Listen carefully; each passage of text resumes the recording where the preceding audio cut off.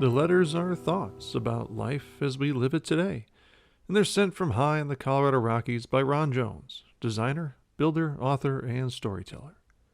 And now, here's today's letter.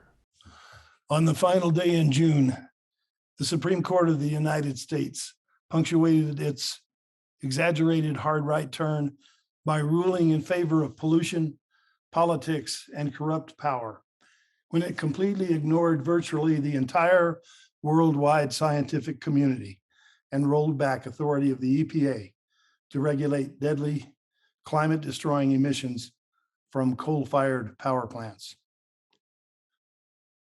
Coal producers rejoiced, along with numerous other industries who all believe that they are the most overregulated in world history.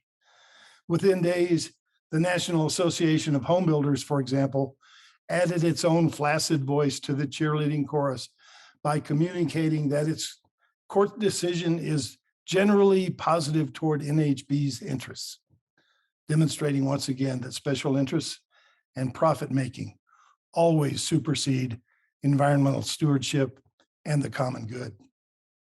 Perhaps the ruling was a practical matter, predicated on favorable timing, since the barbaric invasion of Ukraine, the COVID pandemic, and the daily mass shootings we are witnessing are dominating so much of our collective attention and outrage. But the environmental gut punch took me back immediately to the spring of 2010, when multiple fossil fuel disasters dominated the airwaves. As if it happened yesterday, I remembered the funerals in West Virginia coal country, which had barely slipped from the daily headlines, and the emotional images of the grieving families there were only beginning to fade from our collective consciousness when another fossil fuel disaster projected itself onto our computers and television screens. We found ourselves staring into a virtual river of crude oil spewing from an almost mile-deep wellhead in the Gulf of Mexico as it embarked on its inexorable journey toward our southern coastline, leaving in its wake a trail of death to every living thing it touched. The rush of anger and disgust that swept over us was accompanied by an overwhelming sense of helplessness, which came from feeling that all we could do was watch this newest desecration of our environment unfold, while it simultaneously dealt crippling blows to entire economies and communities, and with it, the sickening realization that the only people who could possibly put an end to that ongoing eruption of destruction were those who caused it to happen in the first place. In the midst of this debacle, we learned of yet another coal mine disaster, this time in Russia, which not only claimed the lives of miners working their daily shifts, but perhaps even more cruelly, also those of the rescuers who went into that gaping grave in a long-shot attempt to save their brothers. The sickening black smoke from the fire still burning in that coal mine and on the surface waters of the Gulf combined to create a perfect backdrop for the farce that was being played out on Capitol Hill as members of Congress beat their chests and performed for the cameras in the latest act of their recurring sitcom, or is it a tragedy, about how they were protecting and serving those who elect them. In that particular episode, a rerun we've seen many times, we were treated to a command performance of the oil industry executives as they rolled out their rendition of "See no evil, hear no evil, speak no evil." Although in between the scenes, the excuse making and finger pointing there was more reminiscent of the Three Stooges than serious thespians. The lives of those lost in the rig explosion hardly seemed to merit a footnote, as all sides jostled for the best possible position before the news media. Meanwhile, as if we were playing an endless game of Russian roulette, mindlessly loading another round of fresh bullets, we went about business as usual, repeatedly filling our gas tanks with expensive volatile liquid that we turned into poisonous exhaust gases, running our lights and appliances with electricity mostly produced at that time by incinerating the dirtiest combustible material around, dutifully paying up our tribute to greedy exploiters, including many who are known to support our sworn enemies with the very profits they milk from us, who have systematically brainwashed us into believing that the world cannot operate without their products. There was nothing original about this charade, simply history repeating itself. Let me explain. In the first half of the 19th century, whale oil was the highest quality lamp fuel and lubricant available. Demands for it were so great that profits from that industry, and by the way, the so-called golden age of American whaling, ran roughly from the 1820s up until the start of the Civil War, are largely recognized as the source of funding that made possible the expansion of the nation into the West. The inescapable irony being that the profits from whaling almost resulted in the extinction of the iconic American bison as the new territories were being civilized. The whaling industry did not meet its decline because all the whales had been slaughtered, although that almost certainly would have occurred if left to the whalers themselves. The average whaling voyage had reached 3 years in duration at its peak, and one was recorded at an astonishing 11 years. And the American fleet alone once numbered more than 750 ocean-going vessels that literally sailed the 7 seas. More than 20,000 seamen were directly engaged in whaling, and over 70,000 people depended on the $70 million industry for their livelihoods. However, in 1859, a Pennsylvania well driller in search of water struck petroleum instead. And that event, along with the outbreak of the Civil War, in which the vast majority of the whaling vessels were destroyed, led to the realization that a more plentiful and therefore cheaper type of fuel and lubricant was ripe for the plucking. And soon people began to light their lamps with kerosene and lubricate their machinery with petroleum products. Those who wrung their hands and warned that the economy would collapse if whale oil and the industry built around it should disappear were soon forgotten. And the rest, as they say, is history. The introduction of the petroleum age fostered another significant advance in technology, which would soon pit one form of fossil fuel against another.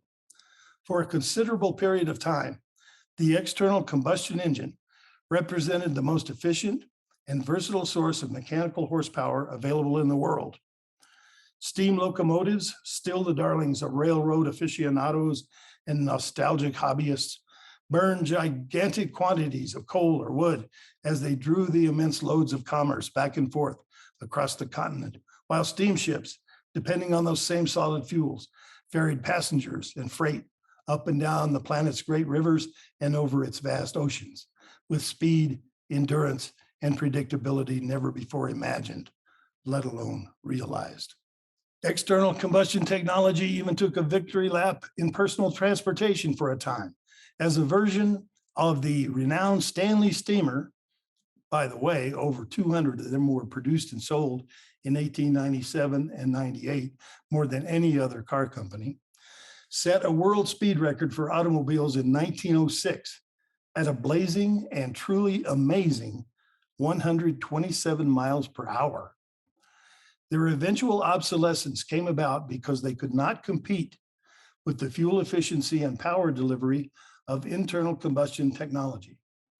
Despite their desperate attempts to woo back the car buying public through early fear-based advertising campaigns designed to plant confusion and safety doubts about the internal explosion engine, a strategy which sounds strikingly familiar to those employed by detractors of renewable energy technologies today.